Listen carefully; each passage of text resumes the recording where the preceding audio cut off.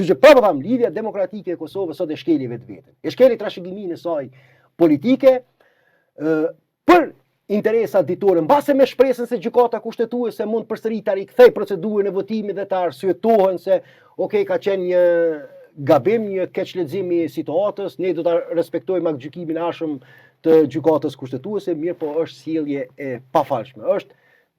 LDK-ja sot u shndru në agjente tipike politike të lëvizjes vetvendosje për të votuar kundër rregullorës, kundër trashëgimisë politike mbi cilën është ndërtuar shteti i Kosovës edhe vetëm për të kënaqur pasionet elektorale momentale të Albin Kurtit, por unë jam i bindur që kjo do të rikthehet në bumerang, sepse në fundit Albin Kurti din të luajë shumë më mirë me këtë kartë politike se sa din lidhja demokratike e Kosovës. Dhe Kurti do ta interpretoj kështu. Do ta interpretoj këtë rezultat. Si fitoret e tij, do të thotë që vetëm vendosmëria jon po arrin të reformojë edhe subjekte të tjera politike dhe më në fund gradualisht ne po e braktisim trashëgiminë e keqe të ahtisare që na e kanë lënë në shpinë.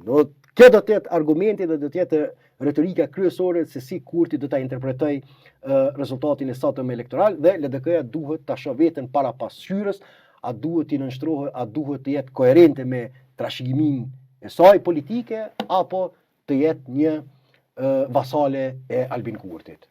Sot dita thu... Por edhe PDK-ja, prapë tham, edhe PDK-ja, edhe abstenimi i saj, edhe abstenimi i saj nuk është një sinjal me... Si mund justifikohet abstenimi? Është duket një parti që është me sfond të kontributit pa diskutim të rëndësishëm për demokracinë, pluralizmin, shtetërtimin e tjera, të mbajnë diferencë.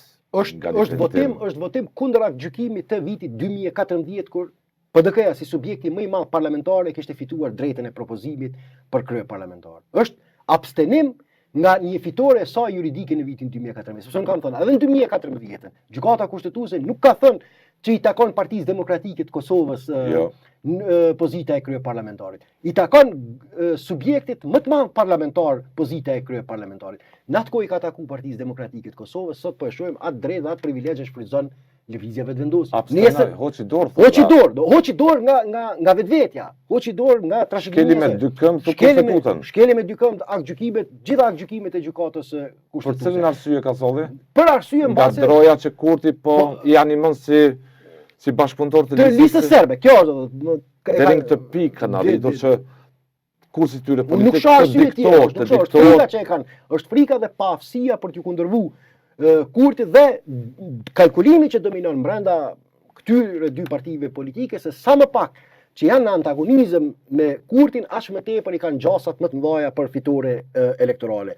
Që ato duhet të shihen në sytë e opinionit publik ashtu siç i definon Kurti politikisht. Pra kjo është një fitore e madhe politike e Kurtit, sepse ne e shohim qartë pozicionin, e dim qartë pozicionin politik të Albin Kurtit.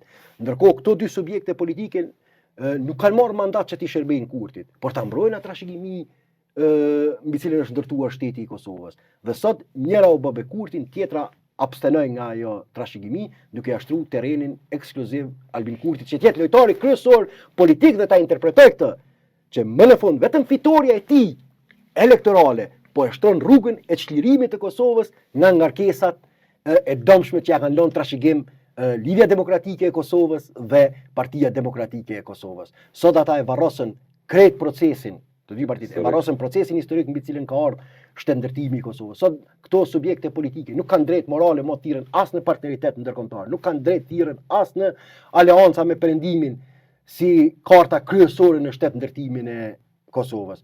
Sot këto nuk janë asgjë tjetër vetëm se dy vasale politike të Albin Kurtit. Duke që i shqetësuar me kursin politik që janë bashkëpërgjese në atë që do ta pretë Kosovën.